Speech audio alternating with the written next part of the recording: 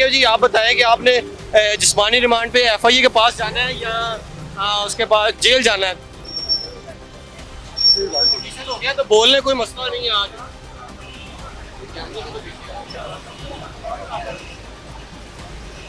भाई कुछ तो बोलिए, इन्होंने तो मना नहीं किया आपको, आप लॉयर्स ने मना किया। ये बता दें नदीम नानी वाला आपसे मिला कि नहीं, ये बता दें बस। हाँ नाम है बता दें, क्योंकि वो कह रहे थे मैं FIA आऊँगा आपसे मिलने के लिए। आपने तो कहा था कि रिमांड ना दिया जाए, आपने तो कहा था जज साहब। देखिए भाई सारी तो आपने तहकीकात के बारे में आपने ताउन किया, उसके बावजूद क्यों ही कहा जा रहा है आपको?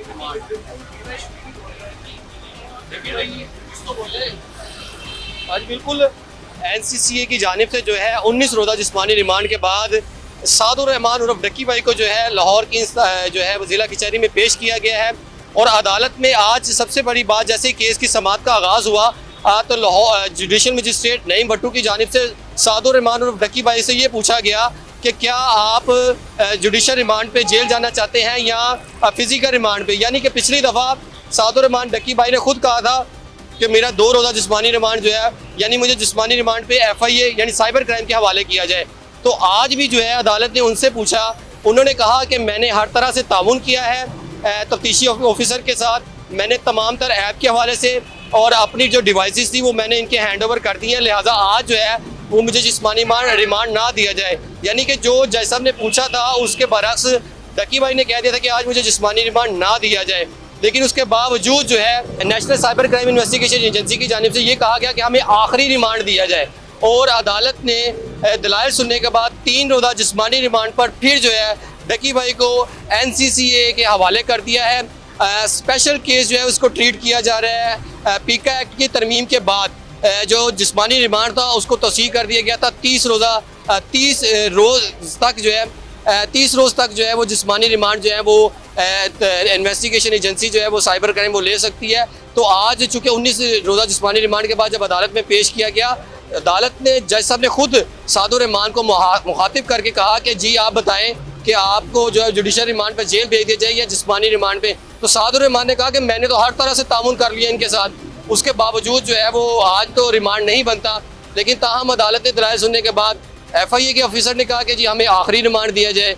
दूसरी जानिब जो है टिकटॉकर की बात करते हैं, यूट्यूबर की बात करते हैं, तो नदीम नानी वाला जो है वो पहले वीडियो बना के गए थे कि मैं डक्की भाई से मिलने जाऊंगा, लेकिन वो इंक्वायरी में बुलाए गए थे, उनको तलब किया गया था और FIA की जानिब साइबर क्राइम इन्वेस्टिगेशन एजेंसी की जानिब से नदीम नानी वाला को जो है वो बिठा लिया गया था, 3 से 4 घंटे बिठा लिया गया था और उनके मोबाइल जो है वो जब्त कर लिए थे और उसके बाद जो है उनको जाने की इजाज़त दे दी। अभी तक नदीम नानी वाला है उनकी कोई भी गुफ्तगू या कोई भी टिकटॉक जो है दोबारा बाहर नहीं आया, क्योंकि जो उनकी डिवाइसेस है वो इस टाइम NCCA के हवाले हैं। हमारे साथ इस वक्त उनके वकील रामे साहब, ये बताइएगा कि जज साहब जो है वो मुलजम से पूछ रहे हैं कि बताएं यार आपने लास्ट टाइम कहा था कि मुझे रिमांड दे दें, तो आज आप फिर रिमांड के लिए बताएं आपको रिमांड दें या जेल भिजवा दें। तो जो उनके आपके सीनियर कौंसल हैं उन्होंने उनके गुफ्तगू की और उन्होंने कहा जी कि आपने जो कहना है, तो उन्होंने ये कहा सादुर रहमान ने कि भाई मुझे जो है मैंने हर तरह से ताउन कर लिया इनके साथ, तो मुझे अब जेल भिजवा दें ताकि मेरे लिए आसानियाँ पैदा हो जाएं।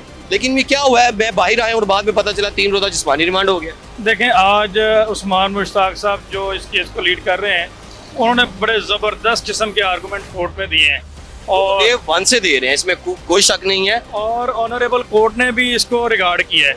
एक बड़ी ज़बरदस्त चीज़ उन्होंने पॉइंट आउट की कि जो आज से 19 दिन पहले उनकी प्रेयर थी ना, वही आज के रिमांड में प्रेयर थी। कोई उसमें स्टीरियोटाइप किस्म की एप्लीकेशन थी, कोई उसमें चेंजेस नहीं थे, सेम वही कि हमने कुछ अकाउंट्स और कुछ डिवाइसेस जो है वो उनसे रिकवर करनी है। जबकि आज से 10 दिन पहले वो $3,26,000 जो है वो रिकवर कर चुके हैं। इसके अलावा उन्होंने कहा कि जी हमने जो इन्होंने जिन वीडियोज़ की प्रमोशन की है वो वीडियोज़ हमने रिकवर करनी है। उन वीडियोज़ के हवाले से लीगल टीम ने वहाँ पे मौक़िफ़ रखा कि उन वीडियोज़ के हवाले से ऑलरेडी उस FIR में लिंक वो दे चुके हैं। अब कोई ऐसी रीज़न नहीं है, कोई ऐसी जस्टिफिकेशन नहीं है जिसके लिए फर्दर रिमांड ग्रांट किया जाए। अच्छा मुझे ये बताइएगा कि जैसे ही रिमांड मज़ीद जब एक्सटेंड कर लिए इस्तदा की जाती है तो पिछला जो है वो बैकअप बताना पड़ता है, वो बताना पड़ता है, फीडबैक देना पड़ता है जज साहब को कि जज साहब ये जो रिमांड लिया था उसमें हमने ये चीज़ें रिकवर कर ली हैं। आपके बकौल के डे फर्स्ट से जो इस्तदा की जा रही है वो आज 19 रोज़ा रिमांड के बाद भी वही इस्तदा की गई है। आज तो देखें आईओ साहब जो इन्वेस्टिगेशन ऑफिसर थे उन्होंने अदालत में मिन्नत समाजत करके जो है वो रिमांड लिया है। उनके पास कोई जस्टिफिकेशन नहीं थी।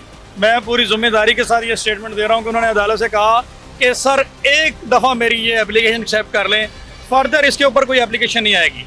जिसमें ऑनरेबल कोर्ट ने आज ऑर्डर बड़ा ज़बरदस्त किया है।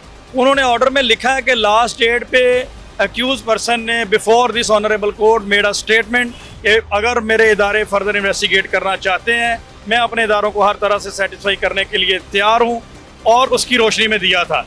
वो सारे हकायक लिखने के बाद जो लास्ट में ऑर्डर किया अदालत ने वो बड़ा ज़बरदस्त किया है कि 3 days remand with strict direction for the completion of investigation.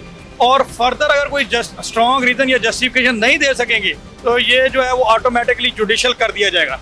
ये आज का जो ऑर्डर है विद स्ट्रिक्ट डायरेक्शन, और ये इस तरह का लास्ट ऑर्डर है, लास्ट रिमांड है इनका। ये आप समझ रहे हैं, मैं समझ रहा हूँ फिजिकल रिमांड को और जुडिशल रिमांड को। आम नाजरीन के लिए ये बता दें कि जब जुडिशल हो जाएंगे उनके लिए किस तरह आसानियाँ पैदा होंगी, ये बताइएगा। देखें ये जुडिशल होने के बाद बहुत उसमें चेंजेस आ जाएंगे। एक तो सबसे बड़ा ये है कि जेल में किसी किस्म का जो लोगों के जहन में कि ये एलिमेंट होता है कि टॉर्चर किया जाता है, मेंटली टॉर्चर किया जाता है, ऐसा कुछ नहीं है। वहाँ पे किसी किस्म का आपसे कोई सवाल जवाब करने वाला भी नहीं होता। वहाँ पे आपको एक ऐसा एनवायरनमेंट मिल जाता है जैसे आप किसी रूम में ही रह रहे हैं, ठीक है।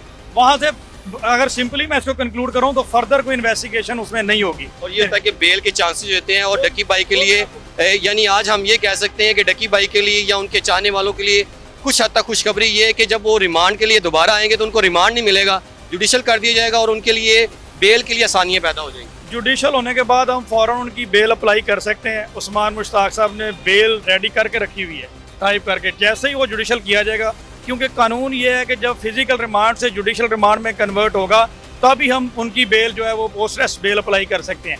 उन्होंने बेल रेडी है उनकी, जैसे ही उसको जुडिशल किया जाएगा बेल अप्लाई कर दी जाएगी। लेकिन यहाँ पे एक और बड़ी अच्छी चीज़ है जो मेरी ऑब्जर्वेशन में, जो मैंने कोर्ट में सुना और जिसको मैंने देखा, मेरी ऑब्जर्वेशन के मुताबिक इन फ्यूचर ये केस एक्विटल का केस बनने जा रहा है। और जैसा कि मैंने पहले दिन कहा था कि there is no law in prevention of electronic crime act, gambling और प्रमोशन के हवाले से एक सेक्शन मौजूद नहीं है। और इस पे ये केस एक टेस्ट केस बनेगा और इसमें ये शख्स जो है वो एक्विट होगा, ये मेरी बात याद रखें। अच्छा जी, एक्विटल के बारे में मैं आपको बता दूं, इसका मतलब होता है कि बाइज्जत बरी होंगे। यानी कि लॉयर्स का कहना ये है कि ये एक मिसाली केस होगा और उस ऑर्डर में भी लिखा जाएगा कि ये जो ऑर्डर जो रिमांड दिया गया था अब वो कानून के बरक्स दिया गया था, क्योंकि तफसीली फैसला केस का जो है वो ट्रायल के बाद ही सामने आता है। और इनका कहना ये है जिस तरह का ये केस है, जिस तरह की दिफात लगाई गई है, वो अनकरीब ट्रायल में जो है वो बाइज्जत बरी होंगे। मैं अपना मुनाफा ओलम ट्रेड से इस तरह निकलवाता हूँ। डिपॉजिट सेक्शन में आसानी से डिपॉजिट करता हूँ, कीमत के चार्ट का तजिया करता हूँ और ट्रेड खोलता हूँ। अगर मार्केट के हालात ठीक है तो मैं मुनाफे में हूँ। फिर मैं अपना फंड्स निकलवाता हूँ रकम निकलवाने के सेक्शन में, कमीशन से पाक। ओलम ट्रेड को आज ही इंस्टॉल करें।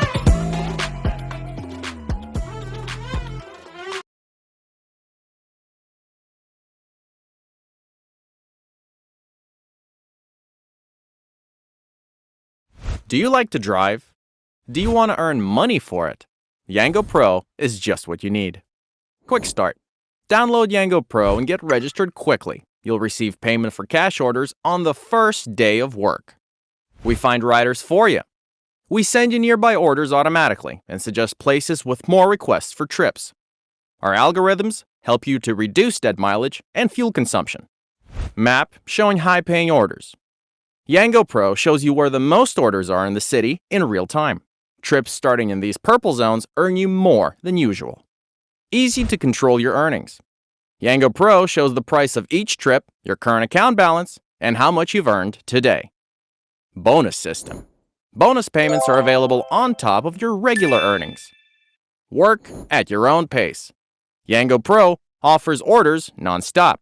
Driving every day or just part-time, you can follow a chain of orders and take a break when you need it.